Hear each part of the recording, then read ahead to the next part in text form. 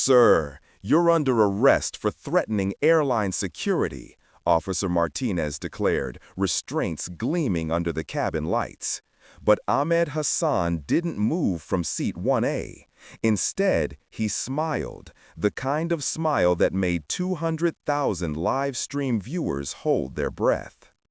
"Officer," Ahmed said quietly, his British accent cutting through the tension, "before you make the biggest mistake of your career, perhaps you should ask Captain Stevens, who owns 12% of this airline stock." The officer's hands froze. The flight attendant's face went white. And somewhere in corporate headquarters, executives were about to learn that their problem passenger wasn't just any passenger. He was their problem. 30 minutes earlier. Ahmed Hassan adjusted his prayer cap as he boarded Flight 3421 from London to New York.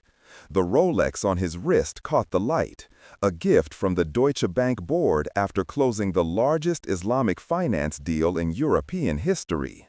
His beard was neatly trimmed, his suit hand-tailored on Savile Row, and his British passport bore stamps from every major financial center in the world.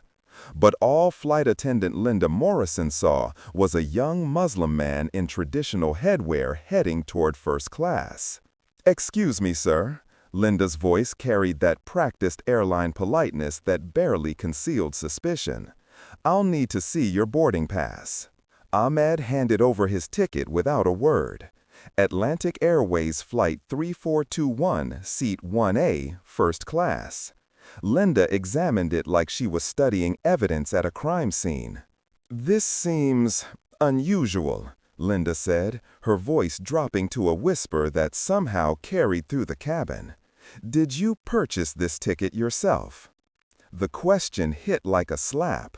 Ahmed had heard it before, in boardrooms, at conferences, anywhere his success didn't match people's expectations of what a 28-year-old Muslim should achieve. "Yes," Ahmed replied simply, settling into his seat. "This morning, actually. Emergency business in Manhattan." Linda's eyes narrowed. Emergency business. In her mind, that translated to suspicious circumstances. She glanced toward the cockpit, then back at Ahmed, who had already opened his laptop, a custom MacBook Pro displaying financial models that most people couldn't understand. "Sir, I'm going to need to verify this with customer service," Linda announced, loud enough for surrounding passengers to hear. "These premium tickets are often compromised." The word hung in the air like smoke. Compromised. Every passenger in first class turned to look. Phones came out. Recording began. Jessica Chen, a travel blogger in seat 2B, recognized the moment for what it was. She started her live stream. "Guys, something's happening on my flight. A Muslim passenger in first class is being questioned about his ticket. This feels wrong." Within minutes, her viewer count hit 5,000. Ahmed remained perfectly still, his hands folded over his laptop. 20 years of dealing with prejudice had taught him that any movement, any protest, any sign of frustration would be labeled as aggressive or suspicious. "Ma'am," he said quietly, "I'm Ahmed Hassan. I'm a managing director at Hassan & Associates Investment Banking. This is my regular route to our Manhattan office. If you'd like to verify my identity, I have business cards." But Linda wasn't listening to his words. She was seeing what she expected to see.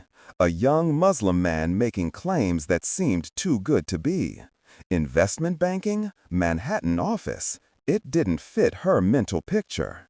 "Security protocols require additional verification," Linda said, reaching for her radio. "Captain Stevens, we have a situation in first class."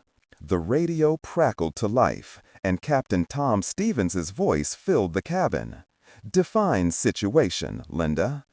"Passenger in 1A, claims to be in investment banking, but..." Linda paused, looking directly at Ahmed's prayer cap. "Something doesn't add up." Jessica's live stream exploded. Comments poured in faster than she could read. "This is 2024 and we're still doing this? Get this on the news, recording everything." Ahmed finally spoke, his voice carrying the authority of someone accustomed to boardrooms. "Captain Stevens, my name is Ahmed Hassan. I'm a British citizen traveling on business. My ticket was purchased legally, and I'm sitting in my assigned seat. What exactly is the nature of this situation?" The precision of his language, the lack of emotion, the professional tone. It should have been reassuring. Instead, it made Linda more suspicious. In her experience, innocent passengers got flustered, explained themselves frantically. Ahmed's calm felt calculated. "Sir, we're going to need you to step into the terminal for additional screening," Linda announced. "This is standard security protocol." "For passengers who look like me?" Ahmed asked quietly. The question cut through the cabin like a blade.